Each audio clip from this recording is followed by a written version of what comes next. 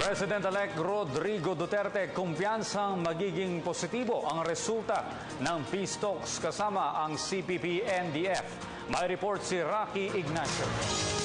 Ipinag-utos si President-elect Rodrigo Duterte sinasabing confidence building sa pagitan ng pamahalaan at Communist Party of the Philippines, National Democratic Front o CPP-NDF, kaugnay na sinusulong na usapang pangkapayapaan. Sinabi ito ng incoming Presidential Advisor on the Peace Process, Jesus Dureza, sa nakatakdang pagtulak kasama sina incoming DOLE Secretary Silvestre Bello at dating Congressman Hernani Braganza sa susunod na linggo sa Oslo, Norway. We're just going to reconnect with them because they've been our friends, and that if there's any agreement, it will have to be done officially when we shall have assumed office.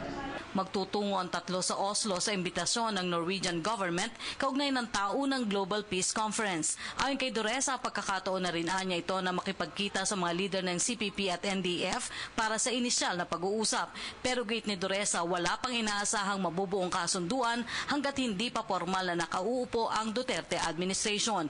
Dagdag pa nito na magiging transparent at agad ipapahayag sa publiko ang mga magiging agenda ng pag-uusap. We'd like to be very transparent. There should be no secret meetings, or if there will be closed-door meetings, that we must immediately brief. The back channel is very important, but outcomes must immediately be given to the public. Samantala, bukod sa komunistang grupo, tuloy pa rin na isasagawang peace talks ng Duterte administration sa Moro Islamic Liberation Front o MILF. But you know, there are also provisions in the CAB that need no legislation to implement. So we should continue build on those that have been achieved already. Para sa Telebisyon ng Bayan, Rocky Ignacio, Davao City.